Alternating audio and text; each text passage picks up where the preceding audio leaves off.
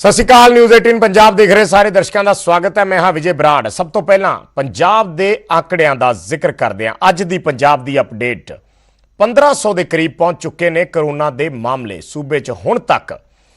जिहड़ा सही आंकड़ा है 1480 केस पॉजिटिव हो चुके हैं। अज तक का जिहड़ा आंकड़ा है कुछ देर पहला का, अज के दिन 250 तो ज्यादा मामले पॉजिटिव जिहड़े ने वो सामने आए ने ते ज्यादातर मामले श्रद्धालुओं के नाल जुड़े हुए हैं। सूबे च करीब 900 श्रद्धालुओं की रिपोर्ट हुण तक पॉजिटिव आ चुकी है। यह अज का आंकड़ा है। इस वेले पंजाब की की स्थिति है वो असीं दर्शकों को दस रहे हाँ। पंजाब दे विच अज 1500 के नेड़े आंकड़ा पहुंच गया है। 1480 कुल केस जिहड़े ने वो हुण तक सामने आए ने, जिस विचों 900 के करीब जिहड़ा है वो श्रद्धालु जिन्हां दी रिपोर्ट पॉजिटिव आई है। और अज का एक दिन का जिहड़ा आंकड़ा है वो 250 के करीब पहुंच गया है। 250 केस जिहड़े ने वो अज एक दिन दे विच पॉजिटिव आए ने।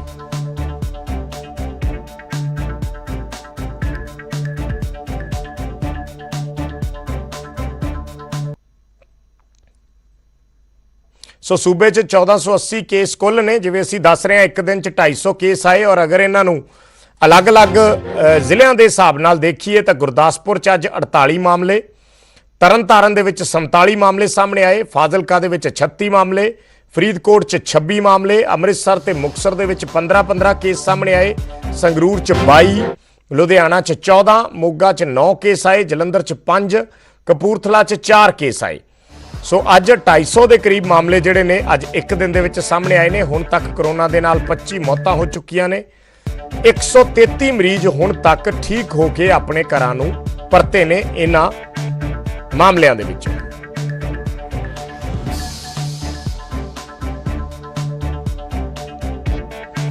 ਤਾਂ ਇਹ आंकड़ा ਅਸੀਂ ਦਰਸ਼ਕਾਂ ਨੂੰ ਦੱਸ ਰਹੇ ਹਾਂ। ਹੁਣ ਤੱਕ ਦਾ ਜੋ आंकड़ा है ਅੱਜ ਦੇ ਦਿਨ ਜਿਹੜੇ ਮਰੀਜ਼ ਸਾਹਮਣੇ ਆਏ ਨੇ और उन्हां दे विच कुल आंकड़ा जिहड़ा है 1480 पहुंच गया है। ते मोगा तो खबर है कि मोगा च भी जलंधर वर्गी लापरवाही सामने आई है। सवेरे एक मरीज नूं नैगेटिव दस के उसनूं घरे भेज दिता गया, पर दोपहर नूं उसनूं फिर पॉजिटिव कह के वापस बुला लिया गया। दरअसल मरीज के बेटे ने यह डिस्चार्ज रिपोर्ट भी दिखाई है। इस तो पहला जलंधर च ऐसी गलती हुई सी। हुण मोगा की यह खबर आ रही है कि एक मरीज नूं दोपहरे बोलिया गया कि वह नैगेटिव ने, घर जा सकते ने, घर भेज दिता गया, बकायदा डिस्चार्ज रिपोर्ट बना के दी गई, पर बाद च उसनूं दोपहरे दोबारा सद लिया गया कि उसकी रिपोर्ट हाले पॉजिटिव है, इस करके उसनूं वापस हस्पताल दे विच बुला लिया गया। सो ये अपने आप दे विच एक वड्डी लापरवाही है। इस तरीके नाल पॉजिटिव मरीज नूं घरे भेज देना, क्योंकि अगे जाके वो खुशी नाल बहुत लोगों नूं मिलदा है, बहुत लोगों दे नाल गलबात करदा है, अपने परिवार च बैठदा है। पर जदों कुछ घंटिया बाद फोन जाता है कि रिपोर्ट पॉजिटिव है तो फिर उसनूं वापस बुलाया जाता है। सो ये एक कोताही है अपने आप च। पहला जलंधर दे विच देखण च आई सी ते हुण मोगा दे विच सामने आई है। सो मोगा तो इस वेले दी यह खबर है कि नैगेटिव केस नूं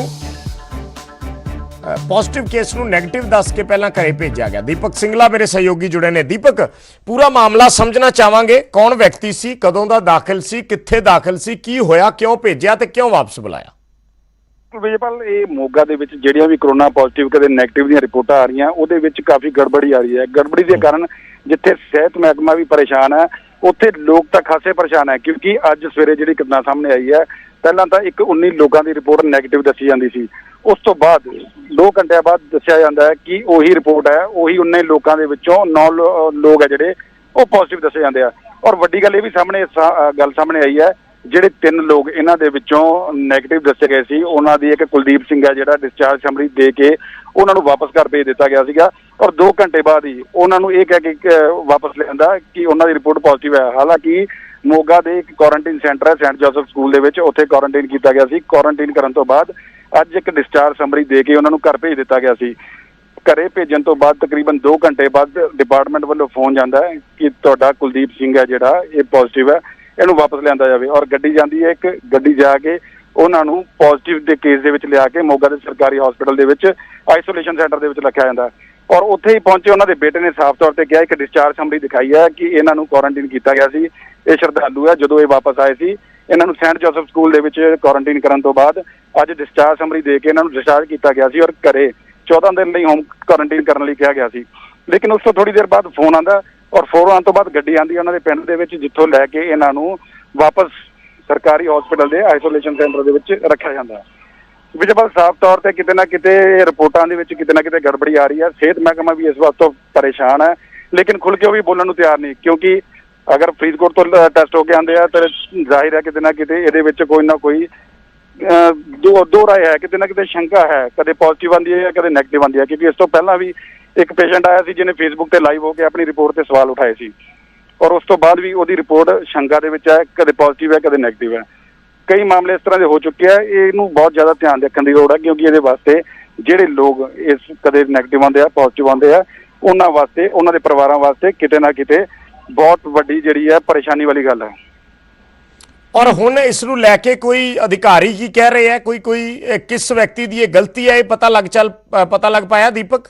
ਕੋਈ ਕਾਰਵਾਈ ਦੀ ਗੱਲ ਹੋਈ ਹੈ? ਅਧਿਕਾਰੀ ਕੈਮਰੇ ਦੇ ਸਾਹਮਣੇ ਕੁਝ ਵੀ ਬੋਲਣ ਨੂੰ ਤਿਆਰ ਨਹੀਂ, ਲੇਕਿਨ ਅੰਦਰੋਂ ਆਪਸ 'ਚ ਗੱਲਾਂ ਕਰਦੇ ਆ ਕਿ ਲੈਬ ਜਿਹੜੀ ਹੈ, ਲੈਬੋਰਟਰੀ ਤੋਂ ਜਿਵੇਂ ਰਿਪੋਰਟ ਆਉਂਦੀ ਹੈ ਉਵੇਂ ਉਹਨਾਂ ਨੂੰ ਅੱਗੇ ਫਾਰਵਰਡ ਕਰਨੀ ਪੈਂਦੀ ਹੈ। ਲੇਕਿਨ ਕਿਤੇ ਨਾ ਕਿਤੇ ਲੈਬੋਰਟਰੀ ਤੇ ਸਵਾਲ ਉਠਾਏ ਜਾ ਰਹੇ ਆ ਕਿ ਲੈਬੋਰਟਰੀ ਵੱਲੋਂ ਹੀ ਜਿਸ ਤਰ੍ਹਾਂ ਦੀ ਰਿਪੋਰਟ ਆਉਂਦੀ ਹੈ ਉਹ ਅੱਗੇ ਭੇਜਦੇ ਆ ਔਰ ਪ੍ਰਸ਼ਾਸਨ ਤੋਂ ਲੈ ਕੇ ਸਾਰੇ ਲੋਕ ਹੈ ਇਸ ਵਾਸਤੇ ਪਰੇਸ਼ਾਨ ਹੈ ਕਿ ਇਸ ਦਾ ਹੱਲ ਕੀ ਕੱਢਿਆ ਜਾਵੇ। ਕਦੇ ਪੋਜ਼ਿਟਿਵ ਆਉਂਦੀ ਹੈ ਕਦੇ ਨੈਗੇਟਿਵ ਆਉਂਦੀ ਹੈ। ਅਗਰ ਕੁਆਰੰਟੀਨ ਸੈਂਟਰ 'ਚ ਰੱਖਿਆ, ਕੁਆਰੰਟੀਨ ਸੈਂਟਰ 'ਚ ਰੱਖਣ ਤੋਂ ਬਾਅਦ ਜਦੋਂ ਨੈਗੇਟਿਵ ਆਉਂਦੀ ਹੈ ਘਰ ਭੇਜਦੇ ਆ, ਉਸ ਤੋਂ ਬਾਅਦ ਥੋੜੀ ਦੇਰ ਬਾਅਦ ਪੋਜ਼ਿਟਿਵ ਆ ਜਾਂਦੀ ਹੈ। ਇਸ ਕਰਕੇ ਕਿਤੇ ਨਾ ਕਿਤੇ ਬੜੀ ਪਰੇਸ਼ਾਨੀ ਹੈ। ਜਿਹੜੇ ਲੋਕ ਹੈ ਕੁਆਰੰਟੀਨ ਕੀਤੇ ਆ, ਅਗਰ ਉਹਨਾਂ ਦੀ ਵੀ ਰਿਪੋਰਟ ਨੈਗੇਟਿਵ ਤੋਂ ਬਾਅਦ ਪੋਜ਼ਿਟਿਵ ਆਉਂਦੀ ਹੈ ਤੇ ਉਹਨਾਂ ਦੇ ਪਰਿਵਾਰ ਵਾਲਿਆਂ ਵਾਸਤੇ ਵੀ ਬਹੁਤ ਹੀ ਜ਼ਿਆਦਾ ਪਰੇਸ਼ਾਨੀ ਵਾਲੀ ਗੱਲ ਹੈ, ਕਿਉਂਕਿ ਜਦੋਂ ਉਹ ਆਦਮੀ ਘਰ ਜਾ ਕੇ ਆਪਣੇ ਪਰਿਵਾਰ ਨੂੰ ਮਿਲਦਾ ਉਸ ਤੋਂ ਬਾਅਦ ਅਗਰ ਕੋਈ ਉਹਨਾਂ ਨੂੰ ਪੋਜ਼ਿਟਿਵ ਕਿਹਾ ਜਾਂਦਾ ਤਾਂ ਸੁਭਾਵਿਕ ਹੈ ਕਿ ਜਿਹੜੇ ਪਰਿਵਾਰਿਕ ਮੈਂਬਰ ਹੈ ਉਹਨਾਂ ਨੂੰ ਵੀ ਕਿਤੇ ਨਾ ਕਿਤੇ ਕੁਆਰੰਟੀਨ ਕੀਤਾ ਜਾਊਗਾ ਇਹਤਿਆਤ ਵਜੋਂ। ਇਸ ਹਿਸਾਬ ਨਾਲ ਜਿਵੇਂ ਤੁਸੀਂ ਗੱਲ ਕਰ ਰਹੇ ਹੋ ਦੀਪਕ ਕਿ ਇਸ ਤਰੀਕੇ ਦੀ ਚਰਚਾ ਹੈ ਜਾਂ ਗੱਲਾਂ ਬਾਤਾਂ ਕਰ ਰਹੇ ਨੇ ਕਿ ਲੈਬੋਰਟਰੀ ਦੇ ਵਿੱਚ ਇਸ ਤਰੀਕੇ ਨਾਲ ਰਿਪੋਰਟਾਂ ਆ ਰਹੀਆਂ, ਤੇ ਫਿਰ ਤਾਂ ਜਿਹੜੇ ਐਡੀ ਵੱਡੀ ਗਿਣਤੀ ਦੇ ਵਿੱਚ ਮਸਲੇ ਸਾਹਮਣੇ ਆ ਰਹੇ ਆ ਉਹਨਾਂ ਨੂੰ ਲੈ ਕੇ ਕੋਈ ਵੀ ਸਵਾਲ ਖੜੇ ਹੋ ਜਾਣਗੇ। ਬਿਲਕੁਲ ਵਿਜੇਪਾਲ, ਸਵਾਲ ਖੜੇ ਹੋ ਹੀ ਰਹੇ ਆ, ਸਵਾਲ ਖੜੇ ਹੋ ਰਹੇ ਆ ਤਾਂ ਹੀ ਇਹ ਚੀਜ਼ਾਂ ਸਾਹਮਣੇ ਆ ਰਹੀਆਂ, ਕਿਉਂਕਿ ਬੜੀ ਪਰੇਸ਼ਾਨੀ ਵਾਲਾ ਇਹ ਰਿਪੋਰਟਾਂ ਜਿਹੜੀਆਂ ਸਾਹਮਣੇ ਆ ਰਹੀਆਂ। ਕਿਉਂਕਿ ਅਗਰ ਜਿਵੇਂ ਗੁਰਪ੍ਰੀਤ ਨੇ ਵੀ ਸਵਾਲ ਉਠਾਇਆ ਸੀ ਫੇਸਬੁੱਕ ਤੇ ਲਾਈਵ ਹੋ ਕੇ, ਵੀ ਉਹਨੇ ਕਿਹਾ ਸੀਗਾ, ਉਸ ਤੋਂ ਬਾਅਦ ਕਈ ਰਾਜਨੀਤਿਕ ਪਾਰਟੀਆਂ ਨੇ ਵੀ ਇਸੇ ਸਵਾਲ ਉਠਾਏ ਸੀਗੇ ਬਈ ਇੱਕ ਵਾਰੀ ਸੈਂਪਲ ਲਿੱਤਾ 2 ਵਾਰੀ ਰਿਪੋਰਟ ਕਿਵੇਂ ਆ ਗਈ। ਔਰ ਅੱਜ ਤਾਂ ਉਹ ਜਿਹੜਾ ਡਿਸਚਾਰਜ ਸਮਰੀ ਹੈ ਕੁਲਦੀਪ ਦੀ ਸਾਹਮਣੇ ਆਈ ਹੈ, ਉਹਦੇ ਵਿੱਚ ਸਾਫ਼ ਜ਼ਾਹਰ ਹੈ ਕਿ ਇੱਕ ਵਾਰੀ ਉਹਨੂੰ ਡਿਸਚਾਰਜ ਕੀਤਾ ਗਿਆ, ਉਸ ਤੋਂ ਬਾਅਦ 2 ਘੰਟਿਆਂ ਬਾਅਦ ਉਹਨੂੰ ਘਰੋਂ ਪੋਜ਼ਿਟਿਵ ਕਹਿ ਕੇ ਲੈ ਆਂਦਾ ਹੈ। ਹੁਣ ਇਸ ਤੇ ਕਿਤੇ ਨਾ ਕਿਤੇ ਸਵਾਲੀਆ ਨਿਸ਼ਾਨ ਜ਼ਰੂਰ ਹੈ। ਇਹਦੀ ਜਾਂਚ ਕਰਨਾ ਬਹੁਤ ਵੱਡਾ ਵਿਸ਼ਾ ਹੈ, ਇਹਦੀ ਜਾਂਚ ਕਰਨੀ ਚਾਹੀਦੀ ਹੈ। ਜਾਂਚ ਕਰਨ ਤੋਂ ਬਾਅਦ ਪਤਾ ਲੱਗੇਗਾ ਕਿ ਅਸਲ ਰਿਪੋਰਟ ਕੀ ਹੈ। ਠੀਕ ਹੈ ਦੀਪਕ, ਧੰਨਵਾਦ ਇਸ ਜਾਣਕਾਰੀ ਦੇ ਲਈ। ਤਾਂ ਦੀਪਕ ਸਿੰਗਲਾ ਸਾਡੇ ਸਹਿਯੋਗੀ ਜਿਸ ਤਰੀਕੇ ਨਾਲ ਦੱਸ ਰਹੇ ਨੇ ਕਿ ਆਪਣੇ ਆਪ ਦੇ ਵਿੱਚ ਇੱਕ ਬੇहद ਗੰਭੀਰ ਮਸਲਾ ਹੈ ਕਿ ਇੱਕ ਮਰੀਜ਼ ਨੂੰ ਪਹਿਲਾਂ ਕਿਹਾ ਜਾਂਦਾ ਹੈ ਕਿ ਤੁਹਾਡੀ ਰਿਪੋਰਟ ਜਿਹੜੀ ਹੈ ਉਹ ਨੈਗੇਟਿਵ ਹੈ, ਉਹ ਘਰ ਚਲਾ ਜਾਂਦਾ ਹੈ, ਉਸ ਤੋਂ ਕੁਝ ਦੇਰ ਬਾਅਦ ਉਸ ਨੂੰ ਵਾਪਸ ਬੁਲਾ ਲਿਆ ਜਾਂਦਾ ਹੈ ਕਿ ਤੁਹਾਡੀ ਰਿਪੋਰਟ ਪੋਜ਼ਿਟਿਵ ਹੈ। ਔਰ ਇਸ ਨੂੰ ਲੈ ਕੇ ਹੁਣ ਮਹਿਕਮੇ ਦੇ ਵਿੱਚ ਵੀ ਗੱਲਬਾਤ ਹੁੰਦੀ ਹੈ ਕਿ ਕਿਸ ਤਰੀਕੇ ਨਾਲ ਇਹ ਟੈਸਟ ਕੀਤੇ ਜਾ ਰਹੇ ਨੇ, ਕਿ ਇੱਕ ਵਿਅਕਤੀ ਦਾ 2 ਵਾਰੀ ਟੈਸਟ ਹੋ ਰਿਹਾ, ਜੇ ਨਹੀਂ ਹੋ ਰਿਹਾ ਤਾਂ ਫਿਰ ਕਿਵੇਂ ਪਹਿਲਾਂ ਨੈਗੇਟਿਵ ਆਇਆ ਬਾਅਦ 'ਚ ਕਿਵੇਂ ਪੋਜ਼ਿਟਿਵ ਆਇਆ। ਸੋ ਕਾਫੀ ਚੀਜ਼ਾਂ ਜਿਹੜੀਆਂ ਨੇ ਉਹ ਸ਼ਿਸ਼ੋ-ਪੰਜ 'ਚ ਨੇ, ਜਿਨ੍ਹਾਂ ਬਾਰੇ ਜਿਹੜੀ ਸਪਸ਼ਟਤਾ ਹੋਣੀ ਬੜੀ ਜ਼ਰੂਰੀ ਹੈ ਔਰ ਸਿਹਤ ਮਹਿਕਮੇ ਨੂੰ ਇਸ ਬਾਰੇ ਜ਼ਰੂਰ ਧਿਆਨ ਦੇਣ ਦੀ ਜ਼ਰੂਰਤ ਹੈ। ਸਾਨੂੰ ਸਾਡੇ ਡੈਡੀ ਨੇ ਛੁੱਟੀ ਦੇ ਦਿੱਤੀ ਸੀ ਪਹਿਲਾਂ, ਇਹਨਾਂ ਨੇ ਆਪਣਾ ਕੀਤਾ ਹੋਇਆ ਸੀ, ਇਹਨਾਂ ਨੇ ਰੱਖਿਆ ਹੋਇਆ ਸੀ, ਇਹਨਾਂ ਨੇ ਮੋਗੀ ਆਪਣਾ ਅਸੀਂ ਸਕੂਲ 'ਚ ਕਿਸੇ 'ਚ ਪਹਿਲਾਂ ਇਹਨਾਂ ਨੇ ਛੁੱਟੀ ਦੇਤੀ ਤੇ ਇਹਦੇ ਵੀ ਤੁਹਾਡੀ ਰਿਪੋਰਟ ਨੈਗੇਟਿਵ ਆ। ਤੇ ਬਟ ਜਦੋਂ ਅਸੀਂ ਘਰੇ ਜਾ ਵੜੇ ਤੇ ਬਾਅਦ 'ਚ ਸਾਨੂੰ ਪਿੱਛੇ ਫੋਨ ਲਾਤੇ ਇਹਨਾਂ ਨੇ ਵੀ ਕਿ ਤੁਹਾਡੀ ਰਿਪੋਰਟ ਪੋਜ਼ਿਟਿਵ ਆ। ਕਦੋਂ ਆਈ ਸੀ ਰਿਪੋਰਟ? ਪਹਿਲਾਂ ਰਿਪੋਰਟ ਕਦੋਂ ਆਈ ਸੀ? ਰਿਪੋਰਟ ਸਰ ਦੋ ਕੁ ਦਿਨ ਪਹਿਲਾਂ ਇਹਨਾਂ ਨੇ ਸਾਨੂੰ ਕਹਿੰਦੇ ਵੀ ਤੁਹਾਡੀ ਰਿਪੋਰਟ ਸਹੀ ਹੈ, ਤੁਹਾਡੀ ਨੈਗੇਟਿਵ ਆ। ਕਹਿੰਦੇ ਵੀ ਜਿਹੜੀ ਨੈਗੇਟਿਵ ਹੁੰਦੀ ਰਿਪੋਰਟ ਉਹ ਛੇਤੀ ਦਿੰਦੇ ਨਹੀਂ ਰਿਪੋਰਟ ਆ। ਸਾਨੂੰ ਇਹਨਾਂ ਨੇ ਐਂ ਕਹਿਤਾ ਜੀ, ਤੇ ਹੁਣ ਸਾਡੇ ਕੋਲ ਪ੍ਰੂਫ ਵੀ ਹੈਗਾ, ਸਾਡੇ ਕੋਲ ਜਿਹੜਾ ਇਹਨਾਂ ਨੇ ਸਾਨੂੰ ਦਿੱਤਾ ਹੋਇਆ ਇਹਨਾਂ ਨੇ ਆਰੇ ਸਰ। ਤੇ ਨੰਦੇੜ ਸਾਹਿਬ ਤੋਂ ਆਏ ਸ਼ਰਧਾਲੂਆਂ ਨੂੰ ਲੈ ਕੇ ਵੀ ਸਿਆਸਤ ਲਗਾਤਾਰ ਅੱਗੇ ਵਧ ਰਹੀ ਹੈ। ਸ਼੍ਰੋਮਣੀ ਅਕਾਲੀ ਦਲ ਨੇ ਹੁਣ ਸਿਹਤ ਮੰਤਰੀ ਦੇ ਖਿਲਾਫ ਸ਼ਿਕਾਇਤ ਦਰਜ ਕਰਵਾ ਦਿੱਤੀ ਹੈ ਔਰ ਸਿਹਤ ਮੰਤਰੀ ਤੇ ਸ਼ਰਧਾਲੂਆਂ ਨੂੰ ਬਦਨਾਮ ਕਰਨ ਦਾ ਇਲਜ਼ਾਮ ਲਾਇਆ ਹੈ। ਵਿਕਰਮ ਮਜੀਠੀਆ ਵੱਲੋਂ ਇਹ ਸ਼ਿਕਾਇਤ ਦਰਜ ਕਰਵਾਈ ਗਈ ਹੈ ਔਰ ਵਿਕਰਮ ਮਜੀਠੀਆ ਨੇ ਕਿਹਾ ਕਿ ਸਿਹਤ ਮੰਤਰੀ ਦੇ ਬਿਆਨਾਂ ਦੇ ਨਾਲ ਸਿੱਖਾਂ ਦੀਆਂ ਭਾਵਨਾਵਾਂ ਨੂੰ ਠੇਸ ਪਹੁੰਚੀ ਹੈ। ਕਾਂਗਰਸ ਨੇ ਅਕਾਲੀ ਦਲ ਤੇ ਸਿਆਸਤ ਕਰਨ ਦੇ ਇਲਜ਼ਾਮ ਲਾਏ ਨੇ। ਉਹਨਾਂ ਕਿਹਾ ਹੈ ਕਿ ਸ਼ਰਧਾਲੂਆਂ ਨੂੰ ਲੈ ਕੇ ਅਕਾਲੀ ਦਲ ਸਿਆਸਤ ਕਰ ਰਿਹਾ ਹੈ। ਇਹ ਤ੍ਰਿਪਤ ਰਜਿੰਦਰ ਸਿੰਘ ਬਾਜਵਾ ਜਿਹੜੇ ਕੈਬਨਿਟ ਮੰਤਰੀ ਨੇ ਉਹਨਾਂ ਦਾ ਬਿਆਨ ਆਇਆ ਹੈ। ਤਾਂ ਸਿਆਸਤ ਇਸ ਨੂੰ ਲੈ ਕੇ ਲਗਾਤਾਰ ਜ਼ੋਰ ਫੜ ਰਹੀ ਹੈ। ਜਿਹੜੇ ਟੈਸਟ ਪੋਜ਼ਿਟਿਵ ਆ ਰਹੇ ਨੇ ਔਰ ਖਾਸ ਕਰਕੇ ਉਹਨਾਂ ਸ਼ਰਧਾਲੂਆਂ ਦੇ ਜਿਹੜੇ ਨੰਦੇੜ ਸਾਹਿਬ ਤੋਂ ਪਰਤੇ ਨੇ ਉਹਨਾਂ ਬਾਰੇ ਜ਼ਿਕਰ ਹੋ ਰਿਹਾ ਹੈ। ਪਿਛਲੇ ਦਿਨੀ ਸਿਹਤ ਮੰਤਰੀ ਨੇ ਵੀ ਕਿਹਾ ਸੀ ਕਿ ਸ਼ਰਧਾਲੂਆਂ ਦੀ ਵਜ੍ਹਾ ਦੇ ਨਾਲ ਇਹ ਆંકੜਾ ਵਧਿਆ ਹੈ। ਪੰਜਾਬ ਦੀ ਜਿਹੜੀ ਸਥਿਤੀ ਹੈ ਉਹ ਖਰਾਬ ਹੋਈ ਹੈ। ਉਸ ਤੋਂ ਬਾਅਦ ਅਕਾਲੀ ਦਲ ਨੇ ਅੱਜ ਸ਼ਿਕਾਇਤ ਵੀ ਦਰਜ ਕਰਵਾ ਦਿੱਤੀ। ਇਸ ਸਭ ਦੇ ਵਿੱਚ ਨਿਊਜ਼ 18 ਵੱਲੋਂ ਇਹ ਵੀ ਦਿਖਾਇਆ ਗਿਆ ਸੀ ਕਿ ਜਿਹੜੇ ਸ਼ਰਧਾਲੂ ਆਏ ਸੀ ਉਹਨਾਂ ਦੇ ਵਿੱਚ ਬਹੁਤ ਸਾਰੇ ਉੱਥੇ ਵੱਖ-ਵੱਖ ਥਾਵਾਂ ਤੇ ਮਹਾਰਾਸ਼ਟਰ ਦੇ ਵਿੱਚ ਫੈਕਟਰੀਆਂ ਦੇ ਵਿੱਚ ਕੰਮ ਕਰਦੇ ਕਾਮੇ ਸੀ। ਉਹ ਵੀ ਇਹਨਾਂ ਸ਼ਰਧਾਲੂਆਂ ਦੇ ਨਾਲ ਬੱਸਾਂ 'ਚ ਅੱਡੋ-ਅੱਡ ਬੱਸਾਂ 'ਚ ਸਵਾਰ ਹੋ ਕੇ ਆਏ ਨੇ ਔਰ ਉੱਥੋਂ ਵੀ ਇਹ ਲਾਗ ਜਿਹੜੀ ਹੈ ਵੱਧ ਸਕਦੀ ਹੈ। ਪਰ ਇਸ ਸਭ ਨੂੰ ਲੈ ਕੇ ਹੁਣ ਸਿਆਸਤ ਜਿਹੜੀ ਹੈ ਉਹ ਚਰਮ ਤੇ ਹੈ। ਉਹੀ ਕੰਮ ਹੁਣ ਸ੍ਰੀ ਹਜੂਰ ਸਾਹਿਬ ਦੇ ਸ਼ਰਧਾਲੂਆਂ ਨਾਲ ਕੀਤਾ ਜਾ ਰਿਹਾ ਔਰ ਤੁਹਾਡੇ ਸਾਹਮਣੇ ਆਇਆ। ਅਸੀਂ ਕਿਸੇ ਦੇ ਖਿਲਾਫ ਨਹੀਂ, ਸਾਰੇ ਪੰਜਾਬ ਦੇ ਵਸਨੀਕ ਵਾਪਸ ਆਉਣੇ ਚਾਹੀਦੇ, ਮਗਰ ਇਹ ਕਿਉਂ ਗੱਲ ਲੁਕੋ ਕੇ ਰੱਖੀ ਗਈ ਕਿ ਜਿਹੜੇ ਬੱਸਾਂ 'ਚ ਇਕੱਲੇ ਸ਼ਰਧਾਲੂ ਨਹੀਂ ਆਏ ਸੀ, ਜਿਹੜੇ ਮਹਾਰਾਸ਼ਟਰ ਦੇ ਵੱਖ-ਵੱਖ ਫੈਕਟਰੀਆਂ 'ਚ ਕੰਮ ਕਰ ਲਏ ਕਾਮੇ ਸਨ ਉਹ ਵੀ ਨਾਲ ਆਏ। ਇਹ ਗੱਲ ਦੱਸ ਦਿੰਦੇ, ਉਹਨਾਂ ਲਈ ਵੱਖਰੀਆਂ ਬੱਸਾਂ ਭੇਜ ਦਿੰਦੇ, ਲੈ ਆਉਂਦੇ, ਮਗਰ ਉਹਨਾਂ ਦੀ ਆੜ 'ਚ ਸ਼ਰਧਾਲੂਆਂ ਨੂੰ ਨਾਲ ਪੇਸ਼ ਕਰਕੇ ਸ਼ਰਧਾਲੂਆਂ ਨੂੰ ਬਦਨਾਮ ਕੀਤਾ ਗਿਆ। ਇਹ ਗੱਲ ਵੀ ਗਲਤ ਹੈ। ਕਮੀ ਪੇਸ਼ੀ ਸਰਕਾਰ ਦੀ ਹੈ, ਬਦਨਾਮੀ ਤੁਸੀਂ ਸ਼੍ਰੀ ਹਜ਼ੂਰ ਸਾਹਿਬ ਦੀ ਕਰੋ ਤੇ ਉੱਥੋਂ ਆਏ ਸੰਗਤ। ਦਿਗਵਿਜੇ ਸਿੰਘ ਨੇ ਗੱਲ ਆਖੀ ਸੀ ਵੀ ਉਦੋਂ ਸਾਡੇ ਅਕਾਲੀ ਜਿਹੜੇ ਭਰਾ ਨੇ ਉਹ ਤਬਲੀਗੀਆਂ ਨੂੰ ਬਦਨਾਮ ਕਰ ਰਹੇ ਸੀ। ਹਾਲਾਂਕਿ ਉਹ ਵੀ ਬਦਨਾਮ ਕਰਨ ਵਾਲੀ ਗੱਲ ਨਹੀਂ, ਜਿਹੜਾ ਉਹਨਾਂ ਦਾ ਸਿਸਟਮ ਸੀ ਉਹਦੇ 'ਚੋਂ ਇਸ ਕਰਕੇ ਨਹੀਂ ਸਨ ਗਏ ਵੀ ਇਕੱਠੇ ਹੋ ਕੇ ਕਰੋਨਾ ਬਾਹਰ ਖੜਾਂਗੇ। ਕਿਸੇ ਇੱਕ ਕਮਿਊਨਿਟੀ ਨੂੰ ਆਪਾਂ ਸਿੰਗਲ ਆਊਟ ਨਹੀਂ ਕਰ ਸਕਦੇ ਤੇ ਨਾ ਹੀ ਅਸੀਂ ਹੁਣ ਸਿੱਖ ਕਮਿਊਨਿਟੀ ਸਿੰਗਲ ਆਊਟ ਕਰ ਸਕਦੇ ਹਾਂ। ਉਹ ਵੀ ਗਲਤ ਸੀ, ਇਹ ਵੀ ਗਲਤ ਹੈ। ਟੋਟਲੀ ਫੇਲ ਹੈ ਇਨਸਾਨੀਅਤ ਦੇ ਮਸਲੇ 'ਚ।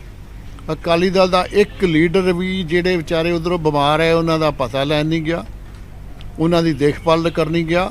ਸੁਖਬੀਰ ਜੀ ਦੇ ਜਲਾਲਾਬਾਦ ਗਏ ਤੇ ਪਹਿਲਾਂ ਇਹ ਪੱਕਾ ਕਰ ਲਿਆ ਵੀ ਉੱਥੇ ਹੁਣ ਬਿਮਾਰ ਹੋਣ ਨਾਲ ਉਹਨਾਂ ਨੂੰ ਪਹਿਲਾਂ ਇੱਕ ਰਾਤ ਕਢਾ ਦਿੱਤਾ, ਫਿਰ ਉੱਥੇ ਸੱਦ ਲਿਆ ਕਿ ਜਲਾਲਾਬਾਦ 'ਚ ਹੀ ਉਹ ਹੈਗੇ ਨੇ ਮਰੀਜ਼। ਅੰਮ੍ਰਿਤਸਰ 'ਚ 350 400 ਕੀ ਅੰਮ੍ਰਿਤਸਰ 'ਚ ਨਹੀਂ ਵਿਜ਼ਿਟ ਕਰਨਾ ਪੈਂਦਾ। ਮਜੀਠੀਆ ਸਾਹਿਬ ਦੇ ਮਜੀਠੀਆ ਸ਼ਹਿਰ 'ਚ 15-16 ਮਰੀਜ਼ ਸੀ। ਮਜੀਠੀਆ ਸਾਹਿਬ ਗਏ ਉੱਥੇ, ਨੁਕਤਾਚੀਨੀ ਵੇਲੇ ਬੈਠੇ ਕਰੀ ਜਾ ਰਹੇ ਨੇ, ਕਰੀ ਜਾਣ। ਕੇਂਦਰ ਦੀ ਸ਼ਰਾਬ ਦੇ ਠੇਕੇ ਖੋਲ੍ਹਣ ਦੀ ਮਨਜ਼ੂਰੀ ਤੋਂ ਬਾਅਦ ਪੰਜਾਬ ਸਰਕਾਰ ਵੀ ਹੁਣ ਸ਼ਰਾਬ ਜ਼ਰੀਏ ਮਾਲੀਆ ਇਕੱਠਾ ਕਰਨ ਲਈ ਪੱਬਾਂ ਭਾਰ ਹੋ ਗਈ ਹੈ। ਪੰਜਾਬ ਸਰਕਾਰ ਨੇ ਰੋਡ ਮੈਪ ਤਿਆਰ ਕਰ ਲਿਆ ਤੇ ਤਿਆਰੀ ਹੋਮ ਡਿਲੀਵਰੀ ਦੀ ਵੀ ਕੀਤੀ ਜਾ ਰਹੀ ਹੈ।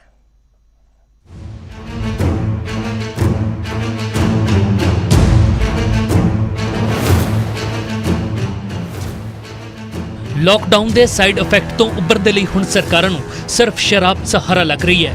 ਕੈਪਟਨ ਸਾਹਿਬ ਤਾਂ ਨਾ ਜਾਣੇ ਕਦੋਂ ਤੋਂ ਇਸ ਹਮਾਇਤ ਦੇ ਵਿੱਚ ਲੱਗੇ ਸਨ ਕਿ ਆਟਾ, ਚੌਲ, ਦੁੱਧ, ਦਹੀਂ, ਫਲ, ਸਬਜ਼ੀਆਂ ਦੀਆਂ ਦੁਕਾਨਾਂ ਦੇ ਨਾਲ ਪੰਜਾਬ ਦੇ ਵਿੱਚ ਸ਼ਰਾਬ ਦੇ ਠੇਕੇ ਵੀ ਖੋਲ੍ਹ ਦਿੱਤੇ ਜਾਣ। ਉਮੀਦ ਸੀ ਕਿ ਸਰਕਾਰ ਦੇ ਕੋਲ ਇਸ ਦੇ ਲਈ ਬਾਕਾਇਦਾ ਕੋਈ ਰੋਡ ਮੈਪ ਹੋਵੇਗਾ, ਕਿਉਂਕਿ ਕਰਫਿਊ ਦੇ ਵਿਚਾਲੇ ਸ਼ਰਾਬ ਵੇਚਣਾ ਕਿਸੇ ਚੁਣੌਤੀ ਤੋਂ ਘੱਟ ਨਹੀਂ ਹੈ। ਪਰ ਇਹ ਤਾਂ ਕੇਂਦਰ ਦੀ ਹਰੀ ਝੰਡੀ ਦੇ ਬਾਅਦ ਪਤਾ ਲੱਗਿਆ ਕਿ ਸਰਕਾਰ ਤਾਂ ਸਿਰਫ ਚਿੱਠੀ ਖੇਡ ਰਹੀ ਸੀ, ਕਿਉਂਕਿ 2 ਦਿਨ ਬਾਅਦ ਵੀ ਕੈਪਟਨ ਦੀ ਸਰਕਾਰ ਫੈਸਲਾ ਨਹੀਂ ਲੈ ਪਾਈ। ਉੱਪਰੋਂ ਸ਼ਰਾਬ ਵੇਚ ਰਹੇ ਸੂਬਿਆਂ ਤੋਂ ਆ ਰਹੀਆਂ ਤਸਵੀਰਾਂ ਨੇ ਸਰਕਾਰ ਨੂੰ ਫਿਕਰਮੰਦ ਕਰ ਦਿੱਤਾ ਹੈ। ਹੁਣ ਸਮੱਸਿਆ ਇਹ ਹੈ ਕਿ ਭੀੜ ਰੋਕਣ ਜਾਂ ਸ਼ਰਾਬ ਵੇਚਣ। ਤਾਂ ਹੱਲ ਸ਼ਾਇਦ ਇਹ ਹੈ ਕਿ ਸ਼ਰਾਬ ਦੇ ਲਈ ਤੁਹਾਨੂੰ ਆਪਣਾ ਦਰਵਾਜ਼ਾ ਵੀ ਨਾ ਲੰਘਣਾ ਪਵੇ, ਕਿਉਂਕਿ ਇਹ ਖਬਰ ਪੱਕੀ ਹੈ ਕਿ ਕੈਪਟਨ ਸਰਕਾਰ ਸ਼ਰਾਬ ਦੀ ਹੋਮ ਡਿਲੀਵਰੀ ਦਾ ਪਲਾਨ ਤਿਆਰ ਕਰ ਰਹੀ ਹੈ।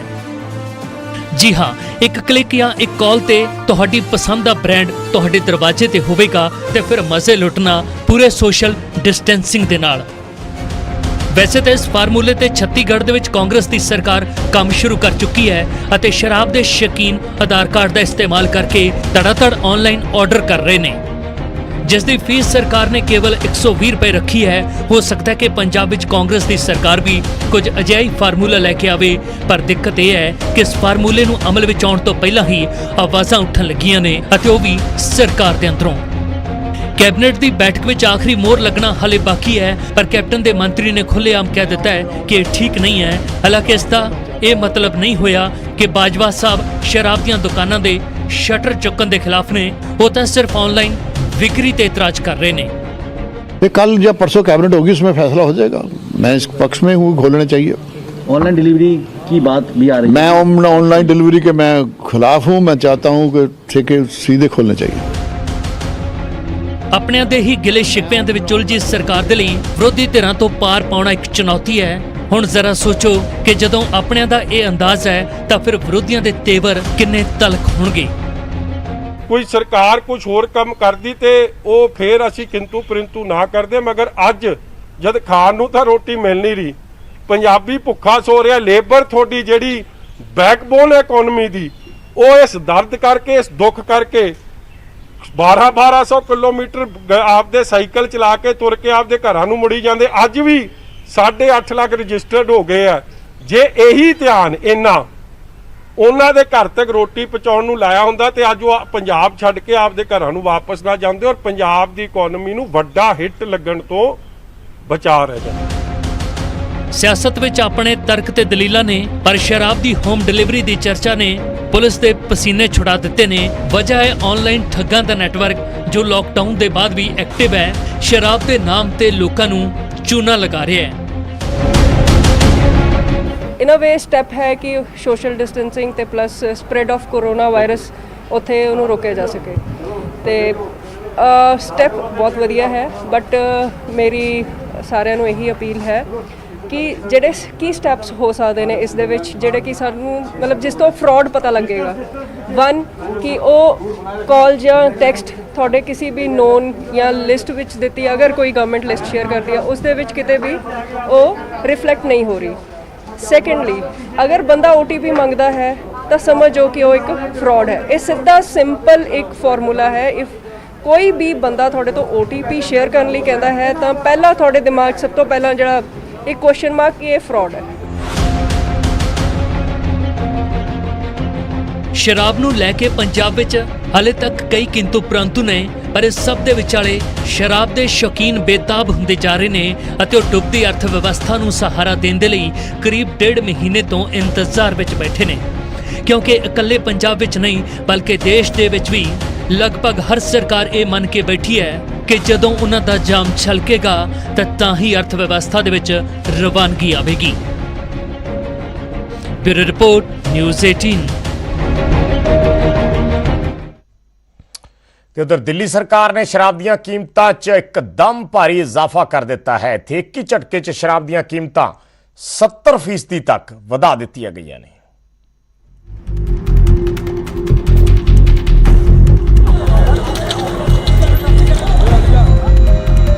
जिसने जान जोखिम दे विच पाउण दी सोच लई ਉਹ ਭਲਾ ਜੇਬ ਦੀ ਫਿਕਰ ਕਿਉਂ ਕਰੇਗਾ। ਇਹ ਗੱਲ ਸ਼ਾਇਦ ਦਿੱਲੀ ਦੇ ਮੁੱਖ ਮੰਤਰੀ ਅਰਵਿੰਦ ਕੇਜਰੀਵਾਲ ਦੇ ਸਮਝ ਦੇ ਵਿੱਚ ਨਹੀਂ ਆਈ। ਇਸ ਲਈ ਸ਼ਰਾਬ ਦੀਆਂ ਦੁਕਾਨਾਂ ਦੇ ਬਾਹਰ ਲੱਗੀ ਭੀੜ ਨੂੰ ਘੱਟ ਕਰਨ ਦੇ ਲਈ ਕੇਜਰੀਵਾਲ ਸਰਕਾਰ ਨੇ ਰਾਤੋਂ ਰਾਤ ਰੇਟ ਇੰਨੇ ਵਧਾ ਦਿੱਤੇ ਕਿ ਪਿਛਲੇ ਕਈ ਸਾਲਾਂ ਦੇ ਵਿੱਚ ਜੋ ਨਾ ਵਧੇ ਹੋਣ। ਸ਼ਰਾਬ ਦੀਆਂ ਦੁਕਾਨਾਂ ਖੋਲ੍ਹਣ ਨੂੰ ਬੇਤਾਬ ਸਰਕਾਰ ਨੇ ਇੱਕ ਝਟਕੇ ਦੇ ਵਿੱਚ ਹੀ ਸ਼ਰਾਬ ਦੀ ਕੀਮਤ 70% ਤੱਕ ਵਧਾ ਦਿੱਤੀ। यानी कि जिस शराब की बोतल की कीमत सोमवार तक 1000 रुपए सी, वो मंगलवार नूं उसी शराब के ठेके उत्ते 1700 रुपए हो गई। कोशिश तां सीधा शराब के तलबगारां दा हौसला तोड़न दी सी ताकि सोमवार नूं जिस तरह के नज़ारे शराब के ठेकियां दे बाहर दिखे वो मुड़ तो ना दिख सकण ਅਤੇ सोशल डिस्टेंसिंग दे नाल सरकारी खजाने की सेहत भी संवर जावे। पर केजरीवाल भुल गए कि उन्हां दा पाला तां दिल्ली दे शौकीनां दे नाल पिया है जिन्हां नूं जेब दी फिकर घट ही रहिंदी है। नहीं, ये एक मिनट, आप ठीक कह रहे हैं, सोशल डिस्टेंसिंग होनी चाहिए। गवर्नमेंट की जो दिल्ली गवर्नमेंट ने ठेके खुलवाए हैं इसका फर्ज बनता है दिल्ली पुलिस को लगाए और डिस्टेंसिंग करवाए। पहली बात वो हमें भी सोचना चाहिए। और ये दिल्ली गवर्नमेंट जो केजरीवाल सरकार है वही कोरोना फैलाना चाह रही है कि ठेके खुलेंगे कोरोना फैले, कि पब्लिक रोड पे आ गई। देख लीजिए यहाँ से मुँह पब्लिक रोड पे ही है। दिल्ली गवर्नमेंट को ये समझ में नहीं आता कि दारू पीना जरूरी है, बच्चों के लिए दूध पीने के लिए पैसे नहीं है, लोग दारू की लाइन लग गए। इसमें हम भी हैं, हम भी हैं। सरकार ने सख्ती की ते रेट आसमान तक पहुंचा दिते, पर मजाल है कि इन्हां कतारां दे विच खड़े किसी भी शख्स दे जज्बे दे विच रत्ती पर भी कमी आई होवे। उल्टा दिल्ली वालियां ने तां अपने अंदाज दे विच सरकार तक सुनेहा पहुंचा दिता कि जेकर लॉकडाउन के बाद अर्थचारा लीहां दे उत्ते आया तो सारे का सारा क्रेडिट इन्हां सूरमियां नूं ही जाएगा।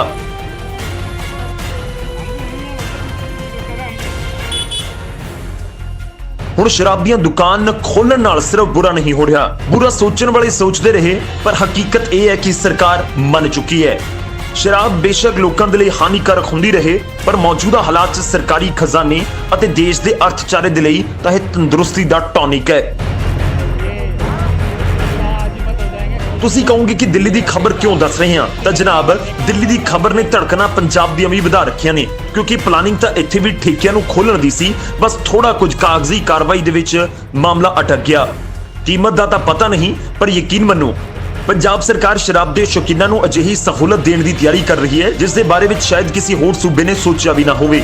ਖਬਰ ਹੈ ਕਿ ਸਰਕਾਰ ਰਾਸ਼ਨ, ਦੁੱਧ, ਫਲ, ਸਬਜ਼ੀਆਂ ਤੋਂ ਬਾਅਦ ਹੁਣ ਸ਼ਰਾਬ ਵੀ ਘਰ-ਘਰ ਪਹੁੰਚਾਉਣ ਦੇ ਬਾਰੇ ਦੇ ਵਿੱਚ ਸੋਚ ਰਹੀ ਹੈ, ਤਾਂ ਕਿ ਸੋਸ਼ਲ ਡਿਸਟੈਂਸਿੰਗ ਵੀ ਬਣੀ ਰਹੇ ਅਤੇ ਕੰਗਾਲ ਹੁੰਦੇ ਖਜ਼ਾਨੇ 'ਚ ਮਾਲ ਵੀ ਆਉਂਦਾ ਰਹੇ। ਇਸ ਲਈ ਹੁਣ ਹਰ ਕਿਸੇ ਨੂੰ ਕੇਜਰੀਵਾਲ ਫਾਰਮੂਲੇ ਤੋਂ ਬਾਅਦ ਇੰਤਜ਼ਾਰ ਕੈਪਟਨ ਦੇ ਫਾਰਮੂਲੇ ਦਾ ਹੈ। Bureau report, news 18 Punjab.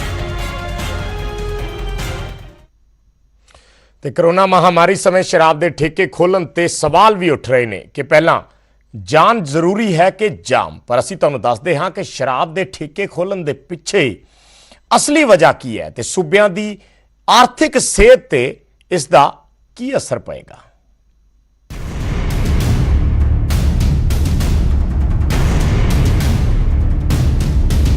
ਕਹਿੰਦੇ ਨੇ ਕਿ ਸ਼ਰਾਬ ਦਾ ਜਦੋਂ ਸਰੂਰ ਚੜ੍ਹਦਾ ਹੈ ਤਾਂ ਪੀਣ ਵਾਲਿਆਂ ਨੂੰ ਆਪਣਾ ਪਤਾ ਨਹੀਂ ਲੱਗਦਾ ਅਤੇ ਨਾ ਹੀ ਪਿਲਾਉਣ ਵਾਲਿਆਂ ਨੂੰ ਹੋਸ਼। ਪਰ ਲਾਕਡਾਊਨ ਦੇ ਵਿੱਚ ਸ਼ਰਾਬ ਦੀਆਂ ਦੁਕਾਨਾਂ ਦੇ ਬਾਹਰ ਇਹ ਭੀੜ ਦੱਸ ਰਹੀ ਹੈ ਕਿ ਸ਼ਾਮ ਢਲਦੇ ਹੀ ਇਹਨਾਂ ਦੇ ਲਈ 2 ਪੈਗ ਜ਼ਰੂਰੀ ਕਿਉਂ ਨੇ। ਫਿਲਹਾਲ ਕਰੋਨਾ ਦੇ ਕਹਿਰ ਦੇ ਵਿਚਾਲੇ ਅੱਜਕੱਲ ਸ਼ਰਾਬ ਦੇ ਠੇਕੇ ਖੋਲਣ ਦੀ ਹੋੜ ਮੱਚੀ ਹੋਈ ਹੈ, ਫਿਰ ਚਾਹੇ ਏਰੀਆ ਰੈੱਡ ਜ਼ੋਨ ਵਿੱਚ ਕਿਉਂ ਨਾ ਹੋਵੇ। ਸ਼ਰਾਬ ਤੁਹਾਡੀ ਸਿਹਤ ਦੇ ਲਈ ਨੁਕਸਾਨਦੇਹ ਜ਼ਰੂਰ ਹੋ ਸਕਦੀ ਹੈ, ਪਰ ਸ਼ਰਾਬ ਦੀ ਵਿਕਰੀ ਦੇ ਨਾਲ ਸਰਕਾਰ ਦੀ ਸਿਹਤ ਤੇ ਚੰਗਾ ਅਸਰ ਦਿਖ ਰਿਹਾ ਹੈ। ਨਹੀਂ ਸਮਝੇ ਤਾਂ ਅਸੀਂ ਤੁਹਾਨੂੰ ਅੰਕੜਿਆਂ ਦੇ ਜ਼ਰੀਏ ਸਮਝਾਉਂਦੇ ਹਾਂ ਕਿ ਕਰੋਨਾ ਕਾਲ ਦੇ ਵਿੱਚ ਵੀ ਆਖਰ ਸ਼ਰਾਬ ਦੇ ਠੇਕੇ ਖੋਲਣ ਦੀ ਜ਼ਿੱਦ ਕਿਉਂ ਹੈ।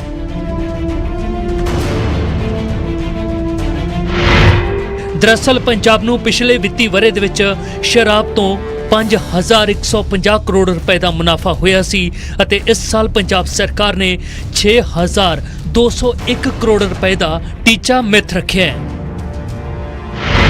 ਗੁਆਂਢੀ ਸੂਬੇ ਹਰਿਆਣਾ ਦੀ ਗੱਲ ਕਰੀਏ ਤਾਂ ਇੱਥੇ ਪਿਛਲੇ ਵਿੱਤੀ ਵਰ੍ਹੇ ਦੇ ਵਿੱਚ ਸ਼ਰਾਬ ਤੋਂ ਹੀ 6300 ਕਰੋੜ ਰੁਪਏ ਦੀ ਕਮਾਈ ਹੋਈ ਸੀ ਅਤੇ ਮੌਜੂਦਾ ਵਿੱਤੀ ਵਰ੍ਹੇ ਦੇ ਵਿੱਚ ਸਰਕਾਰ ਨੇ 7500 ਕਰੋੜ ਦੀ ਕਮਾਈ ਕਰਨ ਦਾ ਟੀਚਾ ਰੱਖਿਆ ਹੈ। ਹਿਮਾਚਲ ਦੀ ਗੱਲ ਕਰੀਏ ਤਾਂ ਪਿਛਲੇ ਵਿੱਤੀ ਵਰ੍ਹੇ ਦੇ ਵਿੱਚ ਸ਼ਰਾਬ ਤੋਂ ਹਿਮਾਚਲ ਸਰਕਾਰ ਨੂੰ 1600 ਕਰੋੜ ਰੁਪਏ ਦੀ ਆਮਦਨੀ ਹੋਈ ਸੀ ਅਤੇ ਇਸ ਵਾਰ ਸਰਕਾਰ ਨੇ 1840 ਕਰੋੜ ਰੁਪਏ ਦੀ ਕਮਾਈ ਦਾ ਟੀਚਾ ਮਿੱਥਿਆ ਹੈ। ਚੰਡੀਗੜ੍ਹ ਨੂੰ ਵੀ ਸ਼ਰਾਬ ਤੋਂ ਕਾਫੀ ਮੁਨਾਫਾ ਮਿਲਦਾ ਹੈ। ਚੰਡੀਗੜ੍ਹ ਨੂੰ ਪਿਛਲੇ ਸਾਲ ਸ਼ਰਾਬ ਤੋਂ 510 ਕਰੋੜ ਰੁਪਏ ਦਾ ਮਾਲੀਆ ਮਿਲਿਆ ਸੀ ਅਤੇ ਇਸ ਸਾਲ 600 ਕਰੋੜ ਰੁਪਏ ਦੀ ਕਮਾਈ ਦਾ ਟੀਚਾ ਰੱਖਿਆ ਗਿਆ ਹੈ। ਤਾਂ ਹੁਣ ਤੁਸੀਂ ਸਮਝ ਚੁੱਕੇ ਹੋਵੋਗੇ ਕਿ ਸ਼ਰਾਬ ਦੇ ਠੇਕੇ ਖੋਲਣ ਦੀ ਇੰਨੀ ਹੋੜ ਕਿਉਂ ਮੱਚੀ ਹੋਈ ਹੈ। ਇੱਕ ਅਨੁਮਾਨ ਦੇ ਮੁਤਾਬਕ ਸ਼ਰਾਬ ਦੀ ਵਿਕਰੀ ਤੇ ਰੋਕ ਦੇ ਨਾਲ ਕੇਂਦਰ ਸਰਕਾਰ ਨੂੰ ਹਰ ਰੋਜ਼ 700 ਕਰੋੜ ਰੁਪਏ ਦਾ ਨੁਕਸਾਨ ਝੱਲਣਾ ਪੈ ਰਿਹਾ ਸੀ ਅਤੇ ਅਜਿਹੇ ਵਿੱਚ ਨੁਕਸਾਨ ਦੀ ਭਰਪਾਈ ਫਿਲਹਾਲ ਸ਼ੁਰੂ ਹੋ ਗਈ ਹੈ। ਵਿੱਤੀ ਸੰਕਟ ਦੇ ਵਿੱਚ ਖਜ਼ਾਨਾ ਵੀ ਭਰ ਰਿਹਾ ਹੈ ਅਤੇ ਸ਼ਾਮ ਢਲਣ ਦੇ ਬਾਅਦ ਪੀਣ ਵਾਲਿਆਂ ਦਾ ਸਰੂਰ ਵੀ। Bureau report, news 18। ਤੇ ਖਬਰ ਚੰਡੀਗੜ੍ਹ ਤੋਂ। ਚੰਡੀਗੜ੍ਹ ਪੀਜੀਆਈ ਦੇ ਵਿੱਚ ਜਲਦ ਪਲਾਜ਼ਮਾ ਥੈਰੇਪੀ ਸ਼ੁਰੂ ਹੋ ਜਾਏਗੀ। ਟ੍ਰਾਇਲ ਦੇ ਲਈ ਪੀਜੀਆਈ ਨੂੰ ICMR ਤੋਂ ਹਰੀ ਝੰਡੀ ਮਿਲ ਗਈ ਹੈ। ਨਿਊਜ਼ 18 ਨੇ ਸਭ ਤੋਂ ਪਹਿਲਾਂ ਇਹ ਜਾਣਕਾਰੀ ਦਿੱਤੀ ਸੀ ਕਿ ਪੀਜੀਆਈ ਨੂੰ ਪਲਾਜ਼ਮਾ ਡੋਨਰ ਮਿਲ ਚੁੱਕੇ ਨੇ, ਯਾਨੀ ਠੀਕ ਹੋਏ ਮਰੀਜ਼ਾਂ ਤੋਂ ਐਂਟੀਬਾਡੀਜ਼ ਲਈਆਂ ਜਾਣਗੀਆਂ। ਕਰੋਨਾ ਮਰੀਜ਼ਾਂ 'ਚ ਇਹ ਜਿਹੜੀਆਂ ਐਂਟੀਬਾਡੀਜ਼ ਨੇ ਇਹ ਪਾਈਆਂ ਜਾਣਗੀਆਂ, ਜਿਹੜੀਆਂ ਡੋਨਰ ਐਂਟੀਬਾਡੀਜ਼ ਨੇ, ਔਰ ਉਸ ਨਾਲ ਉਹਨਾਂ ਦਾ ਇਲਾਜ ਕਰਨ ਦੇ ਵਿੱਚ ਸਫਲਤਾ ਮਿਲੇਗੀ। ਪੀਜੀਆਈ ਨੇ ਹਾਲਾਂਕਿ ਇਸ ਦਾ ਟੈਸਟ ਵੀ ਕੀਤਾ ਸੀ ਔਰ ਇਸ ਦੇ ਚੰਗੇ ਨਤੀਜੇ ਸਾਹਮਣੇ ਆਏ ਸਨ, ਪਰ ਹੁਣ ਇਸ ਟ੍ਰਾਇਲ ਤੋਂ ਬਾਅਦ ਹੁਣ ਪੀਜੀਆਈ ਨੂੰ ਪਲਾਜ਼ਮਾ ਥੈਰੇਪੀ ਦੇ ਲਈ ICMR ਤੋਂ ਹਰੀ ਝੰਡੀ ਮਿਲ ਗਈ ਹੈ ਤੇ ਹੁਣ ਜਲਦ ਇਸ ਤੇ ਅੱਗੇ ਜਿਹੜੇ ਐਕਸਪੈਰੀਮੈਂਟ ਨੇ ਉਹ ਕੀਤੇ ਜਾਣਗੇ। ਉਮੇਸ਼ ਸ਼ਰਮਾ ਮੇਰੇ ਸਹਿਯੋਗੀ ਜੁੜੇ ਨੇ ਹੋਰ ਜਾਣਕਾਰੀ ਦੇ ਲਈ। ਉਮੇਸ਼, ਕਿਉਂਕਿ ਇਹ ਬੜੀਆਂ ਤਕਨੀਕੀ ਗੱਲਾਂ ਨੇ, ਇਹਨਾਂ ਨੂੰ ਤਕਨੀਕੀ ਪੱਖਾਂ ਤੋਂ ਸਮਝਣਾ ਬੜਾ ਜ਼ਰੂਰੀ ਹੁੰਦਾ ਹੈ, ਸੋ ਅਸੀਂ ਚਾਹਾਂਗੇ ਕਿ ਤੁਸੀਂ ਆਪਣੇ ਦਰਸ਼ਕਾਂ ਨੂੰ ਥੋੜਾ ਸੌਖੇ ਸ਼ਬਦਾਂ ਦੇ ਵਿੱਚ ਇਹ ਸਮਝਾਓ ਵੀ ਅਸਲ 'ਚ ਇਹ ਥੈਰੇਪੀ ਹੈ ਕੀ ਔਰ ਕਿਸ ਤਰੀਕੇ ਨਾਲ ਇਹ ਜਿਹੜੇ ਕਰੋਨਾ ਪੇਸ਼ੈਂਟ ਨੇ ਉਹਨਾਂ ਦੇ ਇਲਾਜ 'ਚ ਲਾਹੇਵੰਦ ਹੋ ਸਕਦੀ ਹੈ, ਔਰ ਹੁਣ ਇਸ ਨੂੰ ਲੈ ਕੇ ਅੱਗੇ ਕੀ ਪ੍ਰਕਿਰਿਆ ਪੀਜੀਆਈ 'ਚ ਚੱਲ ਰਹੀ ਹੈ। ਵਿਜੇ, ਸਭ ਤੋਂ ਪਹਿਲਾਂ ਇਹ ਦੱਸ ਦਈਏ ਦਰਸ਼ਕਾਂ ਨੂੰ ਕਿ ਜਦੋਂ ਪਲਾਜ਼ਮਾ ਥੈਰੇਪੀ ਦੀ ਚਰਚਾ ਚੱਲੀ ਸੀਗੀ ਤੇ ਪੀਜੀਆਈ ਨੇ ਵੀ ਇੱਕ ਗੱਲ ਕਹੀ ਸੀ। ਅਸੀਂ ਡਾਕਟਰ ਜਗਤ ਰਾਮ ਜਿਹੜੇ ਕਿ ਡਾਇਰੈਕਟਰ ਨੇ ਪੀਜੀਆਈ ਦੇ, ਉਹਨਾਂ ਨਾਲ ਗੱਲਬਾਤ ਕੀਤੀ ਸੀ। ਸਭ ਤੋਂ ਪਹਿਲਾਂ ਅਸੀਂ ਹੀ ਨਿਊਜ਼ 18 ਨੇ ਹੀ ਸਾਂਝਾ ਕੀਤਾ ਸੀ ਕਿ ਪਲਾਜ਼ਮਾ ਥੈਰੇਪੀ ਹੋਏਗੀ। ਜੇ ਸੌਖੇ ਸ਼ਬਦਾਂ ਦੀ ਆਪਾਂ ਗੱਲ ਕਰੀਏ ਵਿਜੇ, ਪਲਾਜ਼ਮਾ ਥੈਰੇਪੀ ਉਹ ਚੀਜ਼ ਹੈ ਕਿ ਜਿਹੜਾ ਕੋਵਿਡ ਪੇਸ਼ੈਂਟ ਠੀਕ ਹੋ ਕੇ ਇਸ ਟਾਈਮ ਆਪਣੇ ਘਰ ਬੈਠਾ ਹੈ, ਕੁਆਰੰਟਾਈਨ ਹੋਇਆ ਵਾ, ਯਾਨੀ ਕਿ ਹੋਰ ਇੱਕ ਪੀਰੀਅਡ ਪੂਰਾ ਕਰਨਾ ਹੁੰਦਾ ਹੈ, ਉਹਦੇ ਇੱਕ ਦਿਨ ਕਾਊਂਟ ਹੁੰਦੇ ਨੇ ਕਿ ਠੀਕ ਹੋਣ ਤੋਂ ਬਾਅਦ 28 ਦਿਨ। ਇੰਡੀਆ ਵਿੱਚ 28 ਦਿਨ ਲੈਂਦੇ ਨੇ, ਅਮਰੀਕਾ ਵਿੱਚ 14 ਦਿਨ ਲੈਂਦੇ ਨੇ। ਇਹ ਵੱਖਰਾ ਵੱਖਰਾ ਹਰ ਇੱਕ ਕੰਟਰੀ ਦਾ ਆਪਣਾ ਇੱਕ ਪ੍ਰੋਸੈਸ ਹੈ ਕਿ ਪੇਸ਼ੈਂਟ ਜਦੋਂ ਮਰੀਜ਼ ਠੀਕ ਹੋ ਜੇ ਕਰੋਨਾ ਤੋਂ, ਉਹਦੇ ਕਿੰਨੇ ਦਿਨ ਬਾਅਦ ਉਹ ਆਪਣਾ ਜਿਹੜਾ ਪਲਾਜ਼ਮਾ ਖੂਨ ਹੈਗਾ, ਉਹਦੇ ਚ ਪਲਾਜ਼ਮਾ ਹੈਗਾ, ਉਹ ਡੋਨੇਟ ਕਰ ਸਕਦਾ ਹੈ। ਡੋਨੇਟ ਕਰ ਸਕਦਾ ਹੈ। ਰਜਾਮੰਦੀ ਹੋਣੀ ਚਾਹੀਦੀ ਹੈ ਕਿ ਕਿਆ ਉਹ ਤਿਆਰ ਹੈ। ਜਦੋਂ ਕਹਿੰਦਾ ਕਿ ਜੀ ਮੈਂ ਤਿਆਰ ਹਾਂ, ਉਸ ਤੋਂ ਬਾਅਦ ਉਹਦੇ ਫਿਰ ਟੈਸਟ ਹੁੰਦੇ ਆ, ਉਹਦੀ ਸਕਰੀਨਿੰਗ ਔਰ ਪਲੱਸ ਉਹਦੇ ਟੈਸਟ ਹੁੰਦੇ ਨੇ ਸਾਰੇ ਕਿ ਹੁਣ ਇਹਦੇ ਅੰਦਰ ਕੋਈ ਏਦਾਂ ਦਾ ਕੋਈ ਵਾਇਰਸ ਤਾਂ ਨਹੀਂ। ਇਹਦੀ ਸਾਰੀ ਸਰੀਰਕ ਜਾਂਚ ਹੈ ਜਿਹੜੀ ਕਰੋਨਾ ਤੋਂ ਲੈ ਕੇ ਹੋਰ ਵੀ ਕਈ ਪੱਖ, ਉਹ ਠੀਕ ਹੈ, ਉਹ ਸਾਰਾ ਟੈਸਟ ਹੋਏਗਾ। ਉਸ ਤੋਂ ਬਾਅਦ ਉਹਦਾ ਜਿਹੜਾ ਪਲਾਜ਼ਮਾ ਹੈ ਉਹ ਲਿੱਤਾ ਜਾਂਦਾ ਹੈ, ਕਿਉਂਕਿ ਉਸ ਸਰੀਰ ਦੇ ਅੰਦਰ ਜਿਹੜਾ ਕਰੋਨਾ ਨੂੰ ਹਰਾ ਚੁੱਕਿਆ ਹੈ, ਉਹਦੇ ਅੰਦਰ ਉਹਦੇ ਲੜਨ ਲਈ ਇੱਕ ਐਂਟੀਬਾਡੀ ਬਣੇ ਹੁੰਦੇ ਨੇ। ਸਭ ਤੋਂ ਸਿੱਧਾ ਸੌਖਾ ਇਹੀ ਹੈ। ਉਹਨੇ ਉਸ ਵਾਇਰਸ ਤੇ ਵਿਜੇ ਹਾਸਿਲ ਕਰ ਲਈ ਹੈ, ਉਹਦੇ ਪਾਰ ਪਾ ਚੁੱਕਿਆ ਹੈ, ਔਰ ਉਹਦਾ ਐਂਟੀਬਾਡੀ ਜਿਹੜਾ ਪਲਾਜ਼ਮਾ ਹੈਗਾ ਉਹ ਉਸ ਬੰਦੇ ਦੇ ਸਰੀਰ ਵਿੱਚ ਪਾਇਆ ਜਾਂਦਾ ਜਿਹੜਾ ਆਲਰੇਡੀ ਕੋਵਿਡ ਪੇਸ਼ੈਂਟ ਲੜ ਰਿਹਾ ਹੈ, ਕਰੋਨਾ ਵਾਰਡ 'ਚ ਪਿਆ ਹੁੰਦਾ, ਉਹਦੇ ਸਰੀਰ ਵਿੱਚ ਉਹ ਪਲਾਜ਼ਮਾ ਪਾਇਆ ਜਾਂਦਾ ਤਾਂ ਕਿ ਉਹਨੂੰ ਇੱਕ ਐਂਟੀਬਾਡੀ ਮਿਲੇ, ਉਹਨੂੰ ਲੜਨ ਦੀ ਹੋਰ ਉਹਦੀ क्षमता ਵਧੇ। ਪਰਸੈਂਟੇਜ ਕਿੰਨੀ ਹੈ ਵਿਜੇ, ਇਹ ਵੱਖ-ਵੱਖ ਰਿਸਰਚ ਦਾ ਟਾਈਮ ਹੈ, ਕਿਉਂਕਿ ਖੁਦ ਪੀਜੀਆਈ ਵੀ ਕਹਿ ਚੁੱਕਾ ਹੈ ਕਿ ਇਹ ਕੋਈ ਫੁੱਲ ਇਹਨੂੰ ਕਹਿ ਨਹੀਂ ਸਕਦੇ ਕਿ ਹਾਂ ਕਿ ਇੱਕ ਵਾਰ ਪਲਾਜ਼ਮਾ ਥੈਰੇਪੀ ਹੋਗੀ ਬੰਦਾ ਬਿਲਕੁਲ ਚੰਗਾ ਹੋ ਜਾਏਗਾ। ਹੋ ਸਕਦਾ ਹੈ, ਲੇਕਿਨ ਪਰਸੈਂਟੇਜ ਕਿੰਨੀ ਆਏਗੀ, ਕਿਹਦੇ ਰਿਜ਼ਲਟ ਰਹਿਣਗੇ, ਇਹ ਜਦੋਂ, ਕਿਉਂਕਿ ਟ੍ਰਾਇਲ ਆਪਾਂ ਵਰਡ ਯੂਜ਼ ਕਰਦੇ ਨੇ ਵਿਜੇ, ਤੇ ਟ੍ਰਾਇਲ ਮਤਲਬ ਹੈ ਕਿ ਟ੍ਰਾਇਲ ਕਿੰਨਾ ਕੁ ਸਫਲ ਰਹੇਗਾ, ਹੋਏਗਾ, ਪਰਸੈਂਟੇਜ ਕਿੰਨੀ ਹੈ, ਇਹ ਸਾਰੀ ਸਿਰਫ ਟ੍ਰਾਇਲ ਤੋਂ ਬਾਅਦ ਹੀ ਪਤਾ ਚੱਲਦਾ। ਇਹ ਪੀਜੀਆਈ ਨੇ ਕੀਤਾ ਪਹਿਲੇ ਟ੍ਰਾਇਲ ਉਮੇਸ਼ ਜਾਂ ਕਰਨਾ ਹੈ ਹਾਲੇ? ਵਿਜੇ, ਪੀਜੀਆਈ ਨੇ ਟ੍ਰਾਇਲ ਦੀ ਅਪਰੂਵਲ ਮੰਗੀ ਸੀ ਆਈਸੀਐਮਆਰ ਤੋਂ। ਸਾਰੀ ਪ੍ਰੋਸੀਜਰ ਹੁੰਦਾ ਹੈ, ਪੂਰੀ ਟੀਮਾਂ ਬਣਦੀਆਂ ਨੇ। ਟ੍ਰਾਂਸਫਿਊਜ਼ਨ ਡਿਪਾਰਟਮੈਂਟ ਜਿਹੜਾ ਹੈਗਾ ਉਹਨੇ ਸਾਰੀ ਆਪਣੀ ਚੀਜ਼ਾਂ ਦੱਸਣੀ ਹੁੰਦੀ ਹੈ ਕਿ ਸਾਨੂੰ ਕੀ ਕੀ ਚਾਹੀਦਾ ਹੈ, ਔਰ ਅਪਰੂਵਲਸ ਆਉਂਦੀਆਂ ਨੇ। ਉਹ ਅਪਰੂਵਲ ਆ ਚੁੱਕੀਆਂ ਪੀਜੀਆਈ ਕੋਲ, ਫਰਾਈਡੇ ਸੈਟਰਡੇ ਤੱਕ ਪਹੁੰਚ ਗਈ ਸੀ ਅਪਰੂਵਲ। ਇੱਕ ਟੀਮ ਬਣਾਤੀ ਗਈ ਹੈ ਪੀਜੀਆਈ ਨੇ, ਟ੍ਰਾਂਸਫਿਊਜ਼ਨ ਡਿਪਾਰਟਮੈਂਟ ਉਸ ਟੀਮ ਨੂੰ ਹੈਡ ਕਰੇਗਾ। ਉਹਦੇ ਵਿੱਚ virology department, endocrinology department, anaesthesia department, ਇਹ 3-4 ਟੀਮਾਂ ਕੰਮ ਕਰਨਗੀਆਂ। ਔਰ ਸਾਨੂੰ ਜਿਹੜੀ ਜਾਣਕਾਰੀ ਮਿਲੀ ਹੈ, ਕਿਉਂਕਿ ਟ੍ਰਾਂਸਫਿਊਜ਼ਨ ਡਿਪਾਰਟਮੈਂਟ ਦੇ ਹੈਡ ਨਾਲ ਮੈਂ ਖੁਦ ਥੋੜੀ ਦੇਰ ਪਹਿਲਾਂ ਫੋਨ ਤੇ ਗੱਲ ਕੀਤੀ, ਉਹਨਾਂ ਨੇ ਸਾਫ਼ ਕਿਹਾ ਕਿ ਅਸੀਂ 2-3 ਡੋਨਰ ਨਾਲ ਗੱਲ ਕਰ ਚੁੱਕੇ ਨੇ, ਉਹ ਤਿਆਰ ਨੇ ਆਪਣਾ ਡੋਨੇਟ ਕਰਨ ਵਾਸਤੇ। ਅਸੀਂ ਉਹਨਾਂ ਦੇ ਕੁਝ ਦਿਨਾਂ ਵਿੱਚ ਸਕਰੀਨਿੰਗ ਟੈਸਟਿੰਗ ਕਰਕੇ ਪ੍ਰੋਪਰ ਉਹਨਾਂ ਦੀ ਉਹ ਕਰਾਂਗੇ, ਉਸ ਤੋਂ ਬਾਅਦ ਇਹ ਪ੍ਰੋਸੀਜਰ ਸ਼ੁਰੂ ਕੀਤਾ ਜਾਵੇਗਾ। ਜੀ ਵਿਜੇ, ਧੰਨਵਾਦ ਉਮੇਸ਼ ਇਸ ਜਾਣਕਾਰੀ ਦੇ ਲਈ। ਤਾਂ ਪੀਜੀਆਈ ਦੇ ਵਿੱਚ ਵੱਡੀ ਤਿਆਰੀ ਹੈ ਇਸ ਬਿਮਾਰੀ ਦੇ ਨਾਲ, ਇਸ ਮਹਾਮਾਰੀ ਦੇ ਨਾਲ ਲੜਨ ਦੀ, ਕਿ ਉਹਨਾਂ ਮਰੀਜ਼ਾਂ ਨੂੰ ਜਲਦੀ ਤੋਂ ਜਲਦੀ ਠੀਕ ਕੀਤਾ ਜਾ ਸਕੇ। ਜਿਵੇਂ ਸਾਡੇ ਸਹਿਯੋਗੀ ਉਮੇਸ਼ ਸ਼ਰਮਾ ਦੱਸ ਰਹੇ ਸੀ ਵੀ ਜਿਹੜੇ ਮਰੀਜ਼ ਠੀਕ ਹੋ ਜਾਂਦੇ ਆ, ਯਾਨੀ ਉਹਨਾਂ ਮਰੀਜ਼ਾਂ ਦੇ ਸਰੀਰ ਦੇ ਵਿੱਚ ਉਹ ਐਂਟੀਬਾਡੀਜ਼ ਪੈਦਾ ਹੋ ਜਾਂਦੇ ਆ, ਉਹ ਤੱਤ ਪੈਦਾ ਹੋ ਜਾਂਦੇ ਆ ਜਿਨ੍ਹਾਂ ਤੱਤਾਂ ਨੇ ਕਰੋਨਾ ਨੂੰ ਹਰਾਇਆ ਹੈ। ਔਰ ਉਹ ਤੱਤ ਜਦੋਂ ਕਿਸੇ ਦੂਸਰੇ ਮਰੀਜ਼ ਦੇ ਵਿੱਚ ਪਾਏ ਜਾਣਗੇ, ਉਹਨਾਂ 'ਚ ਇੰਜੈਕਟ ਕੀਤੇ ਜਾਣਗੇ ਜਾਂ ਉਹਨਾਂ ਨੂੰ ਪਲਾਜ਼ਮਾ ਜਿਹੜਾ ਹੈ ਉਹ ਲਗਾਇਆ ਜਾਏਗਾ, ਉਸ ਤੋਂ ਬਾਅਦ ਉਹਨਾਂ ਦੇ ਜਲਦੀ ਠੀਕ ਹੋਣ ਦੇ ਜਿਹੜੇ ਚਾਂਸ ਨੇ ਉਹ ਵੱਧ ਜਾਂਦੇ ਆ। ਸੋ ਇਸ ਕਰਕੇ ਟ੍ਰਾਇਲ ਇਸ ਲਿਹਾਜ਼ ਨਾਲ ਪੀਜੀਆਈ ਹੁਣ ਕਰਨ ਜਾ ਰਿਹਾ, ਜਿਸ ਦੀ ਮਨਜ਼ੂਰੀ ਪੀਜੀਆਈ ਨੂੰ ਮਿਲ ਚੁੱਕੀ ਹੈ।